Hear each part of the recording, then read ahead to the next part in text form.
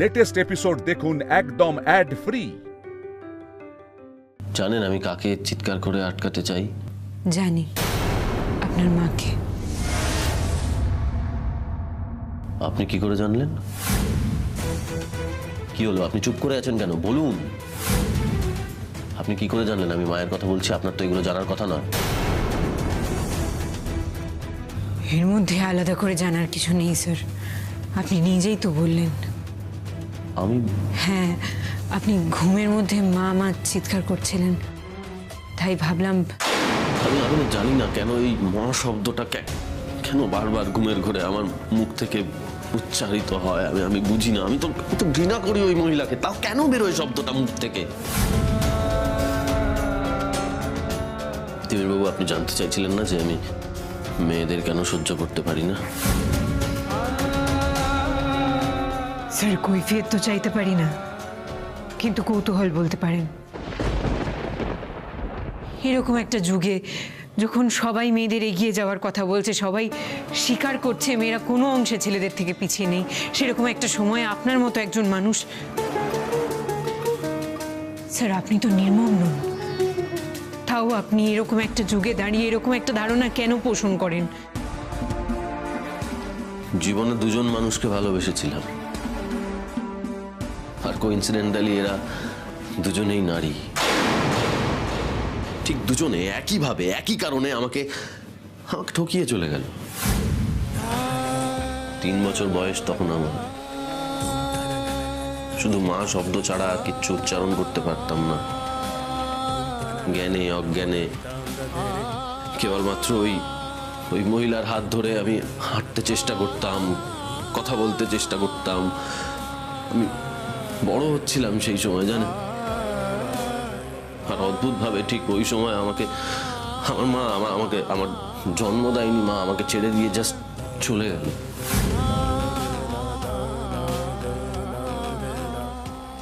চলে গেল। আর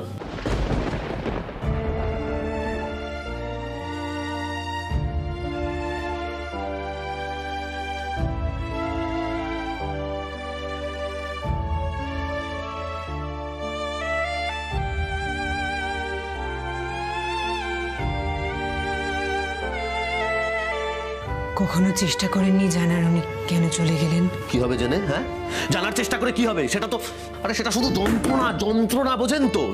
যন্ত্রণা, জানতে চাওয়াটা যন্ত্রণা। সেই যন্ত্রণাটা আপনার মায়েরও তো থেকে থাকতে পারে। ওই মানুষটা, আপনি নিশ্চয়ই কোনো কারণ ছিল। না তিমির বাবু, আপনি ভালো করে শুনে রাখুন একটা কথা। একজন মা যখন তার বাচ্চাকে ছেড়ে রেখে চলে যায় না, 3 বছরের বাচ্চাকে ছেড়ে রেখে চলে যায়, তখন তার আর কোনো কারণ থাকতে পারে না ছেড়ে চলে যাওয়ার। আর যখন সেটা হয়, তার মা হওয়া তো দূরের কথা, মানুষ হওয়ার কোনো যোগ্যতা পর্যন্ত থাকে না।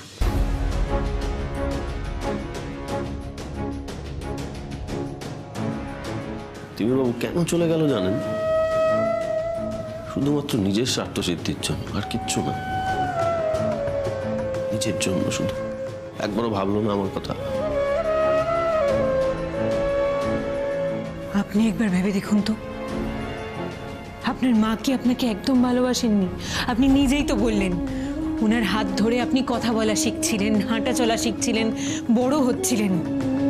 তারপর হঠাৎ একদিন ওনার ভালোবাসা উবে গেল।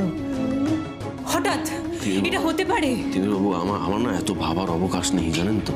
চোখ বন্ধ করলে কেবল আমার চোখের সামনে একটাই জিনিস ভেসে ওঠে, যে আমার মা চলে যাচ্ছে, আমি যাচ্ছি পেছন পেছন। আমার মা আমার দিকে একবারও ঘুরে তাকাচ্ছে না। আমার সামনে থেকে মায়ের গাড়িটা হুশ করে বেরিয়ে চলে গেল। আমি ঠিক করে দাঁড়াতে পর্যন্ত পারতাম না। 3 বছর বয়স আমার, একটা গাড়ি এসে সজোরে আমাকে দেখলেন তো আপনি কেমন শিউরে উঠলেন? কিছু না জেনে, কিছু না বুঝে, আপনি কিন্তু চেনেন না আমাদের, তাও কিরকম একটা শিউরে উঠলেন। সেদিন কিন্তু আমার মা শিউরে ওঠেনি, আমার দিকে ফিরেও তাকায়নি একবার। এমনকি জানেন তো, সে যে একটা ছোট্ট শিশুকে ফেলে রেখে চলে যাচ্ছে, তার জন্য তার আবেগ, পিছুটান কিচ্ছু ছিল না সেদিন, কিচ্ছু ছিল না।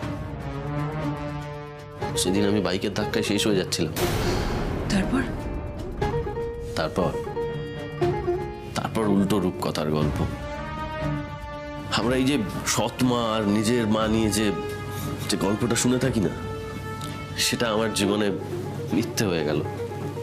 যে মা আমাকে জন্ম দেয়নি সেই মা এসে আমাকে এই দুহাত দিয়ে কোলে তুলে নিল। আমার মা মালিনী ব্যানার্জি।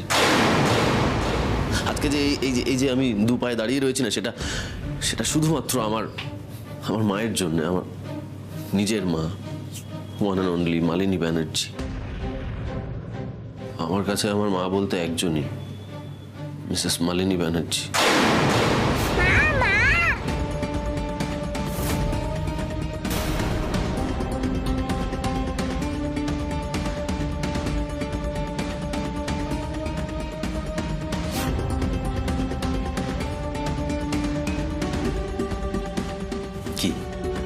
কি বুঝলে?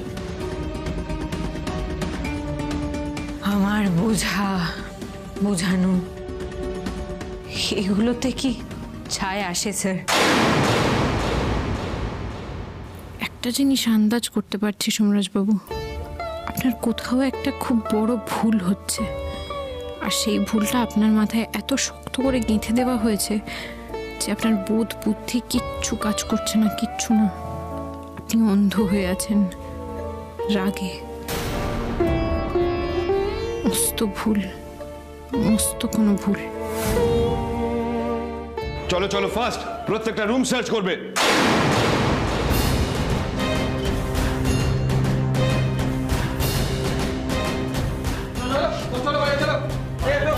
আচ্ছা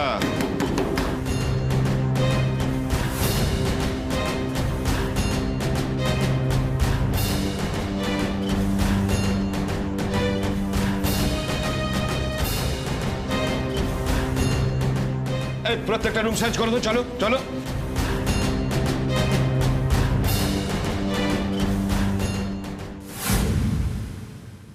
একটা কথা বলবো স্যার। মেয়েরা খুব ভালো, বিরাট মহান, আমার অবিলম্বে এই সমস্ত বোঝা উচিত। নিশ্চয়ই এই সমস্ত বলবেন না আপনি? না, এইসব কিছুই বলবো না, কিন্তু একটা কথা বলতে পারি স্যার, দেখবেন আপনার জীবনে এমন একজন আসবে যে আপনার মেয়েদের সম্পর্কে ধারণাটাই পাল্টে দেবে, মেয়েদেরকে নতুন করে চিনতে শেখাবে।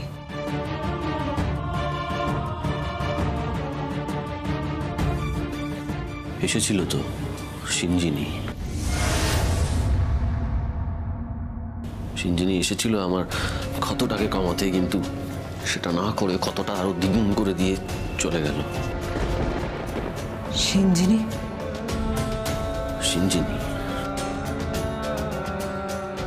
সিঞ্জিনি আমাকে বলেছিল জানেন, যে মাকে এইভাবে, মায়ের সম্বন্ধে এই সমস্ত ভাবিস না, এই সমস্ত ভাবা ঠিক না। কিন্তু শেষ পর্যন্ত সিঞ্জিনিও আমাকে ধোকা দিয়ে চলে গেল। সিঞ্জিনি আমাকে। আসলে দুজনই তো একই রকম না, তাই একজন পলাতক আর একজন পলাতককে তো খুব ভালো চিনবেই। পলাতক? হ্যাঁ মানে না, অবশ্য পলাতক না বললে প্রতারক বললে ভালো হতো। ওরা না, আপনার তো আবার গর্ভধারিণী সম্পর্কে এই সমস্ত বললে খারাপ লাগবে, কিন্তু আমি কি করবো বলুন? আমি তো মাত্র দুজনকেই ভরসা করেছিলাম, দুজনকেই জীবনে আঁকড়ে ধরতে চেয়েছিলাম, ভালোবেসেছিলাম, কিন্তু এরা দুজনেই আমাকে ধোকা দিয়ে চলে গেল, শেষ করে দিল আমাকে, শেষ করে দিয়ে চলে গেল।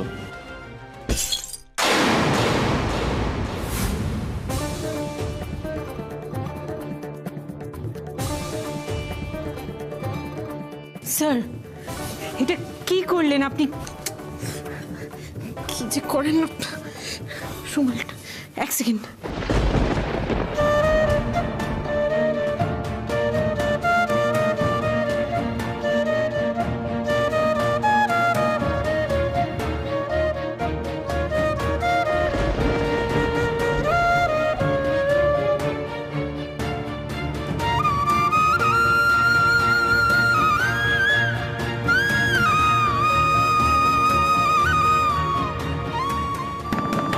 তাড়াতাড়ি দরজাটা খোলো।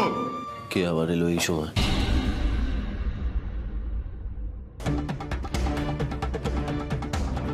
কে এ কি আপনারা? আরে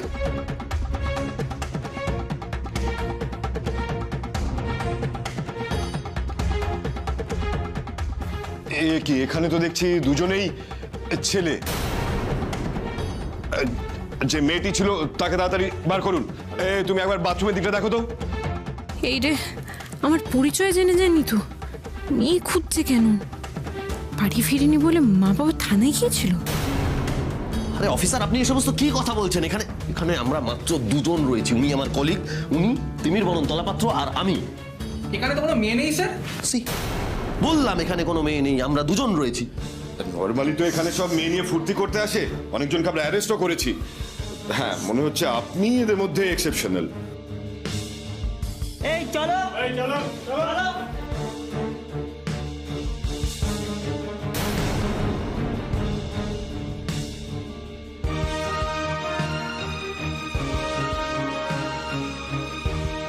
অফিসার, অফিসার, কি ব্যাপার? মহিলা পুলিশ ছাড়া কোথায় নিয়ে যাচ্ছেন, আর কেনই বা নিয়ে যাচ্ছেন? দেখুন, আমি আপনাকে এসব কথা বলতে বাধ্য নই। আর তাছাড়া আপনাদের দেখে তো ভদ্রলোকই মনে হচ্ছে। তো এসব হোটেলে উঠেছেন কেন? এনিওয়েজ, দরজা বন্ধ করে থাকুন। আর এসব ছোট লোক মেয়েদের নিয়ে না আপনি বেশি মাথা খাওয়াবেন না। অফিসার, আপনি মুখ সামলে কথা বলুন। আপনি খুব ভালো করে জানেন আপনি যে কাজটা করছেন সেটা একদম ঠিক করছেন না। আপনি যদি এইভাবে নিয়ে যান তাহলে কিন্তু আমি আপনার এগেইনস্টে কমপ্লেন করব। বাবা, এদিক নেই ওদিক আছে। আপনি কে হে? আর তাছাড়া এসব জায়গায় না এত নিয়মের কেউ ধার ধারে না। আচ্ছা শুনুন, আমার নাম সোমরাজ ব্যানার্জি, ব্যানার্জি টেক্সটাইলের কর্ণধার। আর আমি যে ফাঁকা আওয়াজ দেব না সেটা নিশ্চয়ই আপনি বুঝতে পারছেন। সোমরাজ ব্যানার্জি? বাধ্য হলাম পরিচয়টা দিতে। সোমরাজ বাবু, আমি তো আপনাকে আগেই বললাম আপনি এসব নিয়ে মাথা ঘামাবেন না। এরা ভালো নয়, আই মিন এরা ভুল কাজ করছে। আমি সবটা আপনাকে বুঝিয়ে বলতেও পারবো না। শুনুন অফিসার, অন্যায় আপনিও করেছেন। আপনি মহিলা পুলিশ ছাড়া এই মহিলাদের নিয়ে যাচ্ছেন, সেটা আপনার অন্যায়। অফিসার, অন্যায়ের শাস্তি কখনো অসম্মান হতে পারে না। যান আগে মহিলা পুলিশ নিয়ে আসুন, তারপর নিয়ে যান মহিলাদের। বেশ, আমি মহিলা পুলিশকে আনিয়ে তবেই ওনাদের থানায় নিয়ে যাব। আপনি দরজা বন্ধ করে দিন, আপনি এসবের মধ্যে থাকবেন না। আসি, এই চল। নিয়ম কানুনের বাইরে সবকিছু চলে এসেছে অ্যারেস্ট করে।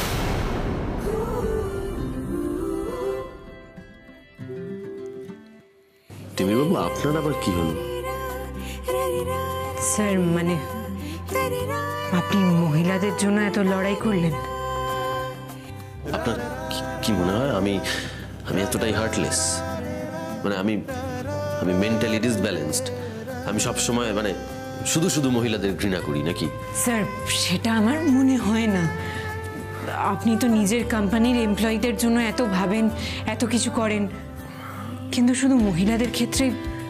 তিমিরবাবু, আমি এই পৃথিবীতে মাত্র দুজন মহিলাকে ভালোবাসতাম, জানেন তো? আর সেই দুজন মহিলাদের জন্যই আজকে আমি মহিলাদের ঘৃণা করি। ভালোবেসেছিলাম ওদেরকে, মন প্রাণ দিয়ে ভালোবেসেছিলাম, সবটা দিয়ে ভালোবেসেছিলাম। আমার এখন মনে হয়, জানেন তো, যে বোধহয় ওদের কাছে আমার ভালোবাসাটা কম পড়ে গেল। জানি না টাকা পয়সা নাকি অন্য কিছু, ক্যারিয়ার, আমরা জাস্ট মরিচিকার পেছনে ছুটে চলেছে। কেন আমি কিচ্ছু জানি না, জাস্ট জানি না। আপনার মায়ের কথা তো আমাকে বলেছিলেন দাদা ভাইয়ের বিয়ের সময়, কিন্তু সিঞ্জিনির কথা আমি জানতাম না। মা বা সিঞ্জিনির দেওয়া ক্ষত যে এত গভীর সেও জানতাম না। আমি আন্দাজ করতে পারিনি একদম। এই ক্ষত চট করে যাওয়ার নয়। আমি কি তবে তিমির বরণ সেজে আপনাকে শিক্ষা দিতে এসে ভুল করে ফেলেছি? আমি তো কোনোদিন আপনাকে এই আঘাত থেকে উদ্ধার করতে পারবো না সোমরাজবাবু।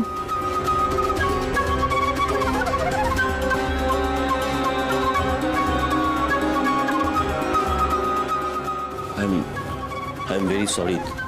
অ্যাকচুয়ালি আমার এই সমস্ত কথা বলে আপনার মনটাকে ভারাক্রান্ত করে দিতে চাইনি।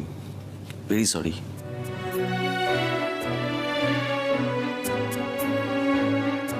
তবে জানেন, আজকে মানে জানি না কেন, মানে হঠাৎ কেমন একটা অদ্ভুত ভালো লাগছে, মানে আপনাকে এই কথাগুলো বলতে পেরে ভীষণ ফ্রি লাগছে আর কি।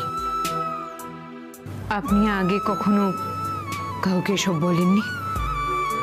না, সেভাবে না। তবে আপনাকে যে কেন বললাম জানি না। তবে এটুকু তো আমি বুঝেছি যে কোনো মেয়েকে যদি এই কথাগুলো বলতাম তাহলে সে কখনোই বুঝতো না। আপনি হয়তো আমার মতোই একটা ছেলে, যার ভেতরে বাইরে হাজার হাজার বার হাতুড়ি ঠোকার পরেও সে এইরকম একই রকম ভাবে দাঁড়িয়ে রয়েছে।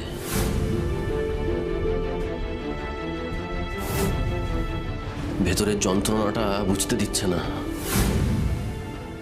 আপনি আমার মতো একটা ছেলে বলেই আমার যন্ত্রণাটা বুঝতে পারলেন। আপনি আমার মতো একটা ছেলে বলেই কিন্তু আমি ছেলে নই।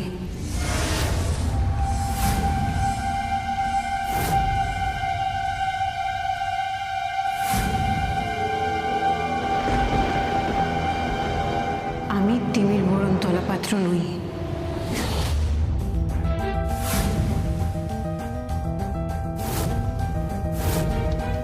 আপনি তিমির বরণতলা পাত্র নন। আপনি কে তাহলে?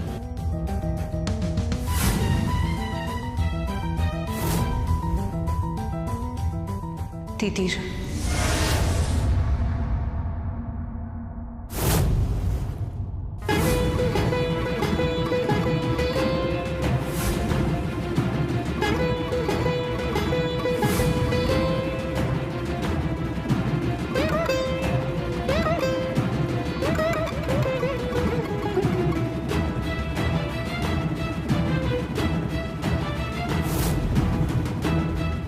তিতির বসু।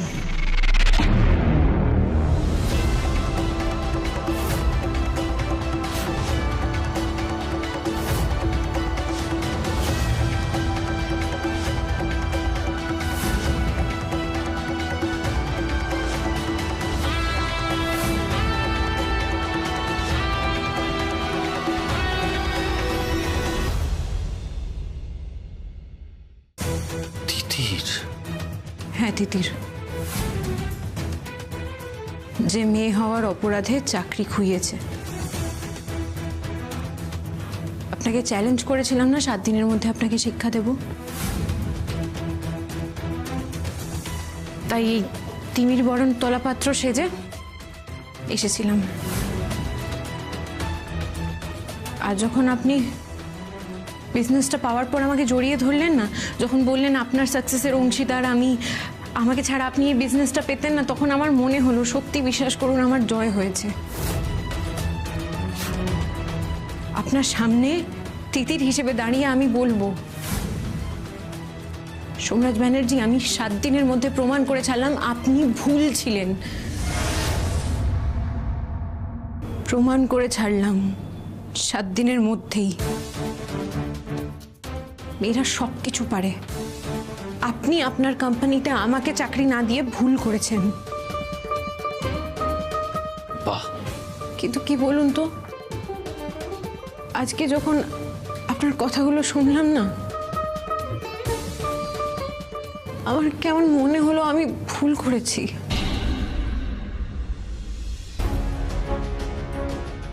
আপনাকে আমি কি শিক্ষা দেব বলুন তো? যাকে বাস্তব পরিস্থিতি এত কিছু শিখিয়েছে, জীবন এত শিক্ষা দিয়েছে, তাকে আমি কি শিক্ষা দেব? আমি বড় জোর আপনার কষ্টের সমব্যথী হতে পারি, আপনার কষ্ট তো লাঘব করতে পারবো না। আমি ভুল করেছি, খুব বড় ভুল করেছি। থাক মিস তিতির বসু, আপনি ভুল করেননি।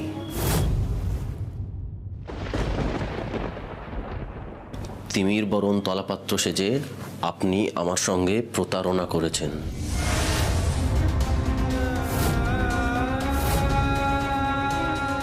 মানে আবারও একবার ইতিহাসের পুনরাবৃত্তি হলো। আবার একটা মেয়ে সোমরাজ ব্যানার্জির সঙ্গে প্রতারণা করলো।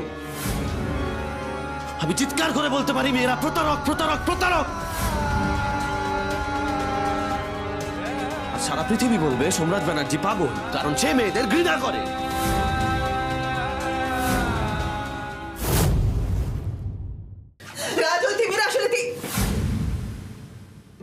তোমার আমার সঙ্গে জালিয়াতি করেছে, ওকে আমি পুলিশে দেব।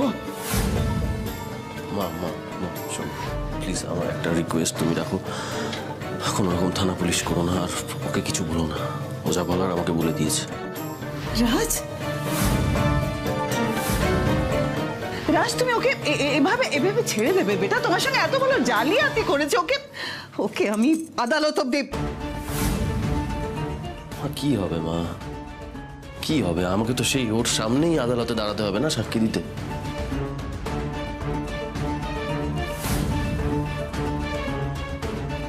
প্লিজ, আমি আর এখানে এক মুহূর্ত থাকতে চাই না। প্লিজ চলো তোমরা, প্লিজ এসো। রাজ, রাজ তুমি একবার একবার ভেবে দেখো বেটা। ও যখন বলছে তখন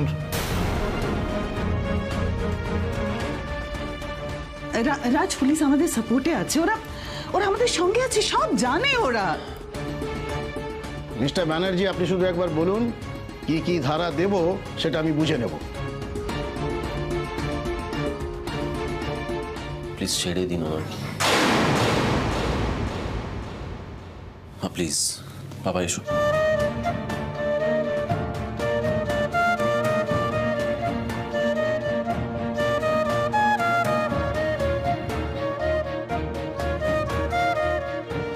তিমির বরণ তলাপাত্র সেজে আপনি আমার সঙ্গে প্রতারণা করেছেন। আবারও একবার ইতিহাসের পুনরাবৃত্তি হলো। আবার একটা মেয়ে সোমরাজ ব্যানার্জির সঙ্গে প্রতারণা করলো।